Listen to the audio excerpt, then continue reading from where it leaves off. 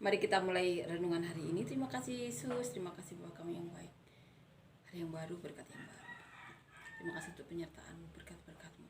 Kami adalah orang yang Kau berkati Tuhan. Kau tuntun selalu Yesus. Kami anak-anak-Mu Tuhan. Yang telah Kau bayar lunas Tuhan. Damai sukacita, berkat kemuliaan Tuhan menjadi hak milik kami semuanya Yesus.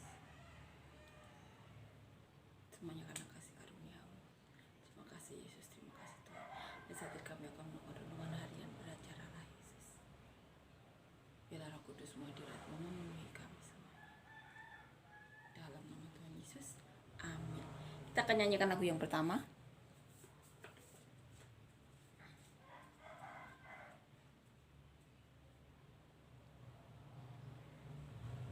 Dia lahir untuk kami, Dia mati untuk kami, Dia bangkit bagi kami semua.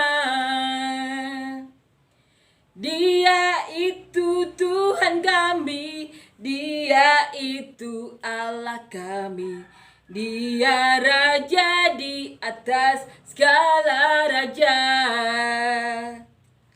Dia itu firman Allah yang turun ke bumi, yang jadi sama dengan manusia. Dia Yesus sobat kami, Dia Yesus Tuhan kami, Sang penebus juru selamat dunia. Amin ya. Tuhan Yesus, juru selamat kita 2000 tahun yang lalu sudah datang ke dunia. Disalibkan, mati, dikubur, bangkit, naik ke surga, dan akan datang dengan cara sama seperti Dia naik ke surga. Ingat itu. Dan Tuhan itu yang sama masih berbicara kepada kita sampai hari ini. Salah satunya ada saya, itu Tuhan Yesus kita yang benar-benar nyata. Amin ya. Kita akan lanjutkan. Kita baca perikop di bawahnya. Kemarin tentang perumpamaan perjamuan kawin ya, perumpamaan tentang perjamuan kawin. Kita akan baca di bawahnya tentang membayar pajak kepada kaisar, ditulis oleh Matius, Markus, dan Lukas. Kita akan baca ketiga-tiganya ya.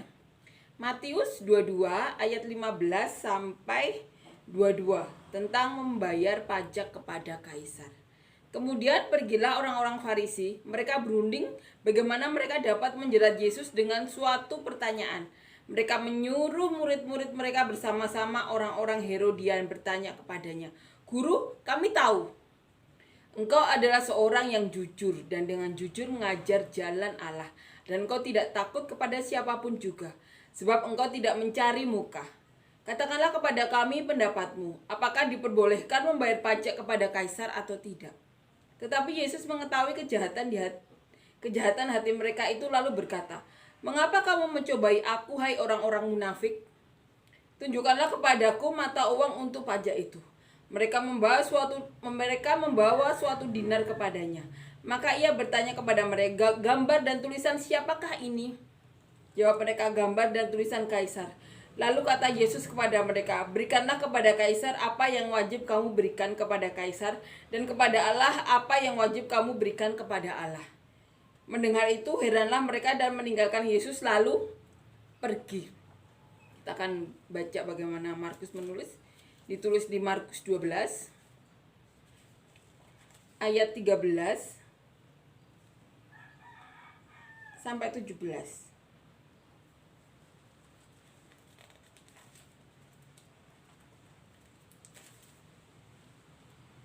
Judul perikop sama, tentang membayar pajak kepada kaisar.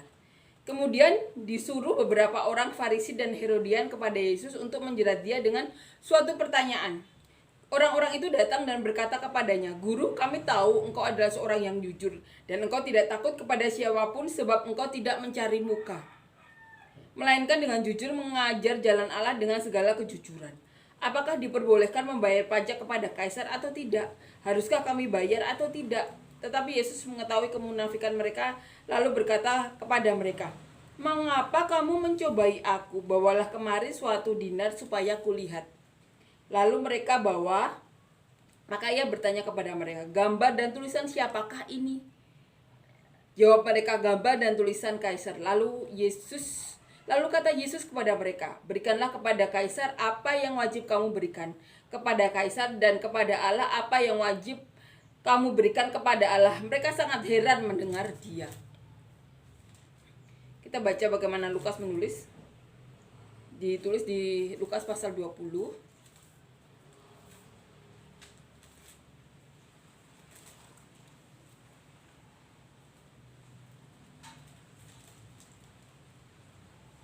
Ayat 20 sampai 26 tentang membayar pajak kepada Kaisar. Ahli-ahli Taurat dan imam-imam kepala mengamat-ngamati Yesus. Mereka menyuruh kepadanya mata-mata yang berlaku seolah-olah orang jujur, supaya mereka dapat menjeratnya dengan suatu pertanyaan dan menyerahkannya kepada wewenang dan kuasa wali negeri. Orang-orang itu mengajukan pertanyaan ini kepadanya, "Guru, kami tahu bahwa segala perkataan dan pengajaranmu benar, dan engkau tidak mencari muka, melainkan dengan jujur mengajar jalan Allah. Apakah kami diperbolehkan membayar pajak kepada Kaisar atau tidak?" Tetapi Yesus mengetahui maksud mereka yang licik itu, lalu berkata kepada mereka, "Tunjukkanlah kepadaku suatu dinar." Jawab, "Gambar dan tulisan siapakah ada padanya?" Jawab mereka, "Gambar dan tulisan Kaisar." Lalu kata Yesus kepada mereka, "Kalau begitu berikanlah kepada Kaisar apa yang wajib kamu berikan kepada Kaisar, dan kepada Allah apa yang wajib kamu berikan kepada Allah." Dan mereka tidak dapat menjerat dia dalam perkataannya di depan orang banyak. Mereka heran akan jawabnya itu, dan mereka diam. Suatu peristiwa pencobaan yang diberikan oleh ahli-ahli Taurat dan imam-imam kepala. Mereka sudah mengamati Yesus sudah lama, kan, kita sudah tahu itu. Mereka mengamati segala tindakan dan setiap perkataan Tuhan Yesus, mereka amati. Pencobaan demi pencobaan mereka berikan. Salah satunya ini, mereka menyuruh seseorang kepada Yesus mata-mata yang berlaku seolah-olah dia itu orang jujur. Kita tahu selama ini ahli-ahli Taurat, orang-orang Farisi itu selalu berselisih paham dengan Tuhan Yesus. Mereka datang kepada Tuhan Yesus dan mengajukan pertanyaan yang dengan langsung menyerang Tuhan Yesus. Nah, ini strategi mereka berbeda. Mereka menyuruh seorang yang seolah-olah jujur, seperti orang-orang yang selama ini diajar Tuhan Yesus. Seperti orang-orang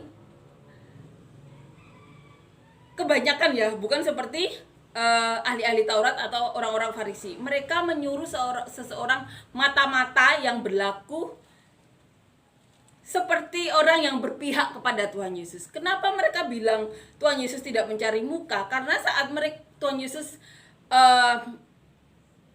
bertemu dengan orang-orang Farisi, dan orang-orang Farisi melakukan sesuatu yang memprovokasi Tuhan Yesus, atau melakukan sesuatu yang menyerang Tuhan Yesus berkata apa yang benar di mata Tuhan. Dan kebanyakan yang benar di mata Tuhan itu menyerang orang-orang Farisi dan ahli-ahli Taurat itu. Maka dikatakan di sini, orang ini mengatakan, "Guru, kami tahu bahwa segala perkataan dan pengajaranmu benar, dan engkau tidak mencari muka." Karena Tuhan Yesus saat bertemu dengan, karena Tuhan Yesus kan dia bait Allah. Nah, dan pasti kebanyakan orang-orang Farisi dan ahli-ahli Taurat juga kegiatannya kebanyakan kan di situ, ya. Dan di situ Tuhan Yesus banyak dicobai, dan saat Tuhan Yesus menjawab, benar-benar apa yang menurut Tuhan benar itu diperkatakan. Dan itu banyak menyerang ahli-ahli Taurat dan imam-imam kepala, ya, yang ditulis di ayat 20 di Lukas itu, mengamati Yesus. Suatu pertanyaan yang menjebak Tuhan Yesus, di mana pertanyaan ini, kalau Tuhan Yesus menjawab seperti yang diinginkan oleh imam-imam kepala ahli-ahli Taurat ini, mereka mau ada konflik antara kaisar dan Tuhan Yesus. Mereka mau Tuhan Yesus tuh berlaku seperti saat Tuhan Yesus menjawab pertanyaan orang-orang Farisi ahli-ahli Taurat. Mereka mau Tuhan Yesus tuh berkonflik dengan kaisar. Seolah-olah Tuhan Yesus itu tidak mau membayar pajak.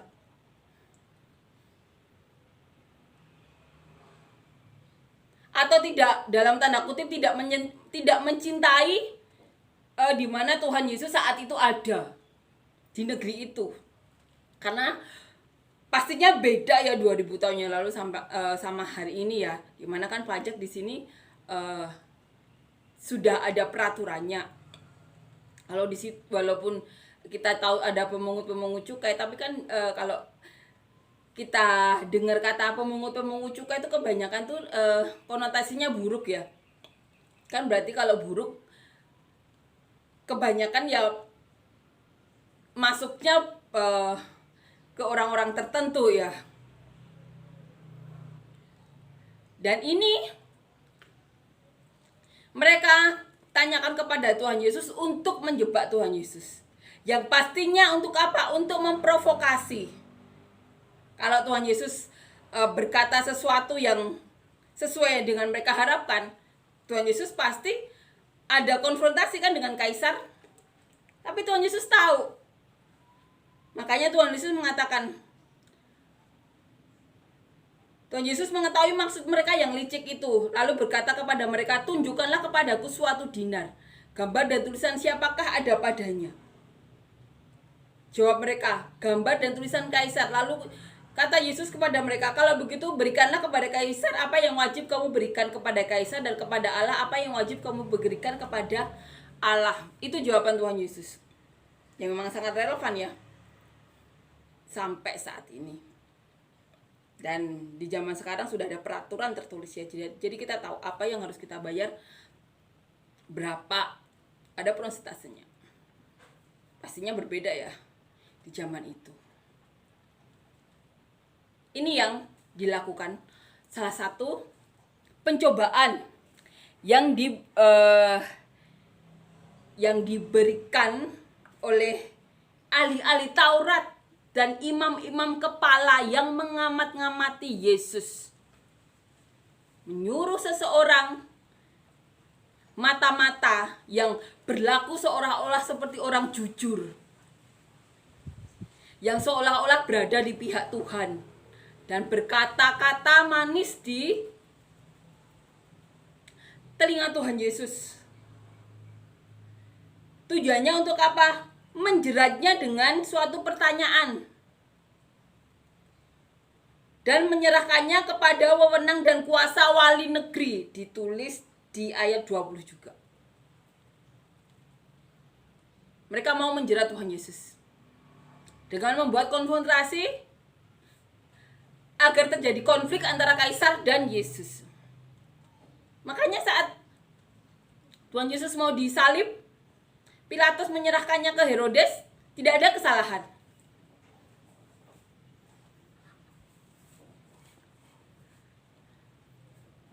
Ini yang dilakukan, salah satu yang dilakukan oleh ahli-ahli Taurat, imam-imam kepala. Membuat konfrontasi antara kaisar dan Tuhan Yesus. Tujuannya agar terjadi konflik untuk menyerahkan Tuhan Yesus kepada wewenang dan kuasa wali negeri. Dan mereka masih melakukan pencobaan-pencobaan sampai Tuhan Yesus disalib. Itu apa? Itu karena memang sudah niat awalnya mau membunuh Tuhan Yesus. Mereka mengamat-ngamati, dari menyerang langsung, pencobaan secara langsung yang mereka berikan, sampai menyuruh mata-mata yang berlaku seolah-olah seperti orang jujur yang berada di pihak Tuhan. Ini yang dilakukan oleh ahli-ahli Taurat tersebut, imam-imam kepala. Itu yang dihadapi Tuhan kita. Pencobaan-pencobaan yang dihadapi oleh Tuhan Yesus kita saat mengajar orang-orang, saat mengajar murid-murid Tuhan Yesus. banyak pencobaan yang dialami Tuhan Yesus, pertanyaan-pertanyaan yang menjebak. Itu semua mereka lakukan untuk apa? Untuk menjerat Tuhan Yesus dan menyerahkannya kepada wali negeri, agar terjadi konflik antara negeri itu dan Tuhan Yesus, antara pimpinan kaisar dan Tuhan Yesus. Itu mereka lakukan.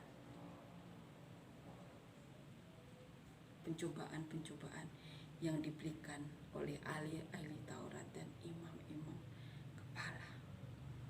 Mereka melakukannya terus-menerus sampai akhirnya mereka berhasil menyalib Tuhan Yesus. Kiranya ini benar-benar memberikan kita gambaran apa yang dialami Tuhan Yesus saat Tuhan Yesus mengajar, saat Tuhan Yesus menjadi Injil itu sendiri, mengajar, menyembuhkan, memberi kita kasih karunia, belas kasihan kepada orang-orang zaman itu, dan sampai sekarang masih kita terima kasih karunia itu, belas kasihan dari Tuhan Yesus. Tuhan Yesus walaupun di tengah pencobaan tetap mengajar murid-muridnya, agar murid-muridnya dikuatkan untuk bisa apa? Memberitakan Injil, sehingga Injil sampai pada kita. Sehingga apa? Tuhan Yesus masih berbicara kepada banyak orang, salah satunya kepada saya, untuk memberikan pertolongan kepada umat manusia. Tuhan Yesus berbicara dari zaman kitab Taurat sampai hari ini. Tuhan Yesus masih berbicara. Itu Tuhan Yesus kita. Tuhan Yesus. Amin ya. Amin. Kita akan nyanyikan lagu yang kedua. Hidupmu berharga bagi Allah. Tiada yang tak berkenan di hadapannya. Dia ciptakan kau turut gambarnya. Sungguh terlalu indah kau bagi dia. Dia berikan kasihnya bagi kita. Dia telah relakan segalanya. Dia disalib untuk tebus dosa kita. Karena hidupmu sangatlah berharga. Bulu yang terkulai takkan dipatahkannya. Dia akan jadikan indah. Sungguh lebih berharga sumbu yang telah pudar, takkan dipadamkannya. Dia akan jadikan terang untuk kemuliaannya. Amin ya. Amin. Terima kasih Yesus, terima kasih untuk perkataanmu hari ini Yesus. Mengajarkan kami, menguatkan kami Tuhan. Bagaimana suatu pencobaan yang diberikan oleh ahli-ahli Taurat, imam-imam kepala pada zamannya itu Yesus. Dan Yesus tahu itu Tuhan. Yesus tahu itu Yesus. Kau tahu itu Tuhan. Dan kami percaya Tuhan, Kau yang telah bangkit naik ke surga Tuhan, mengirim Roh Kudus menjaga kami seperti saat itu Yesus. Kau akan menjaga kami Tuhan dengan segala perkataan-Mu, segala hikmat-Mu. Wah, terima kasih Yesus, terima kasih Tuhan. Kami percaya Tuhan, Kau ada di tengah kami Tuhan. Pembelaan-Mu Tuhan ada di dalam diri kami. Roh Kudus-Mu telah ada dalam diri kami. Terima kasih Yesus, terima kasih Tuhan. Dan tidak bosan-bosan kami berdoa Tuhan. Ucapkan puji syukur untuk semua hal yang telah Kau lakukan. Kebaikan-Mu, belas kasihan-Mu, kasih kasih karunia-Mu memenuhi hidup kami Tuhan. Bilur-Mu menyembuhkan kami Tuhan. Darah-Mu menyucikan kami Tuhan. Kau sempurnakan kami Tuhan. Dengan Roh Kudus-Mu Tuhan. Kau yang mampukan kami dan tidak bosan-bosan kami berdoa Yesus. Kiranya setiap perkataan yang kami dengar ini menjadi bunyi yang baik Tuhan. Untuk kami minta budi hati kami yang telah Kau jadikan tanah yang baik sehingga dapat memberkati Tuhan. Mana buahnya lebat untuk memberkati siapapun yang Kau berkati melalui kami sampai ke ujung bumi seperti yang Kau mau. Dan kami juga berdoa Tuhan untuk apapun yang kami lakukan, pekerjaan atau proyek atau apapun Tuhan yang Kau titipkan selama kami hidup Tuhan. Bila kami melakukannya seperti kami melakukannya kepadamu Tuhan, sehingga hikmat-hikmat berkat-Mu mengalir Tuhan. Kau berikan terobosan-terobosan atas apapun yang kami lakukan Tuhan. Dan bila menjadi saluran berkat-Mu sampai ke ujung bumi seperti yang Kau mau. Dan kami juga berdoa Tuhan untuk apapun Tuhan yang kami lakukan selama di bumi ini, di keluarga, di rumah tangga, di pekerjaan, di lingkungan, dimanapun pergaulan, dimanapun kami bertempatkan, di pelayanan, dimanapun Tuhan. Biarlah kami menjadi saluran berkat-Mu Tuhan. Dan untuk siapapun yang saat ini sedang mengalami sakit Tuhan, berikan kesembuhan, mujizat Tuhan. Hikmat-hikmat mengalir, mujizat-Mu masih ada Yesus. Terima kasih itu Tuhan, terima kasih. Dan untuk siapapun yang rindu memiliki momongan Tuhan, menambah momongan, buka pintu-pintu rahim kami Tuhan. Berikan kami anak cucu yang benar daripada anak cucu yang penuh Kau berkati untuk memberkati siapapun yang Kau berkati melalui anak kami tersebut. Anak yang mencintai-Mu sehingga dapat mencintai kami Tuhan, keluarga ini seperti dia mencintai Kau Tuhan. Anak-anak yang mau menjadi saluran berkat-Mu. Dan siapapun yang rindu memiliki pasangan hidup, berikan kami semuanya pasangan hidup yang daripada-Mu, pasangan hidup yang takut akan Kau, yang dapat bawa kami dan keluarga kami untuk lebih dekat lagi kepada-Mu Tuhan. Pasangan hidup yang benar mencintai-Mu Tuhan, sehingga dapat mencintai kami seperti Dia mencintai Kau Yesus. Di mana keluarga kami Tuhan bisa menjadi berkat atas anak-anak kami, keluarga besar kami semuanya Tuhan. Dan di pelayanan, di pekerjaan, dimanapun Tuhan kami Kau tempatkan Tuhan, dapat menjadi saluran berkat Tuhan. Dan untuk siapapun yang saat ini sedang mengalami beban, masalah, impitan, persoalan hidup, apapun Tuhan, berikan mujizat-Mu, terobosan-Mu, jalan keluar-Mu, berkat-berkat-Mu Kau curahkan Yesus. Dan biarlah nama-Mu yang dipermuliakan, biarlah Roh Kudus-Mu selalu melingkupi kami dan keluarga besar kami semuanya. Kau berkati, Kau lindungi kami semuanya. Terima kasih Yesus, terima kasih untuk kebaikan. Dalam nama Tuhan Yesus, amin.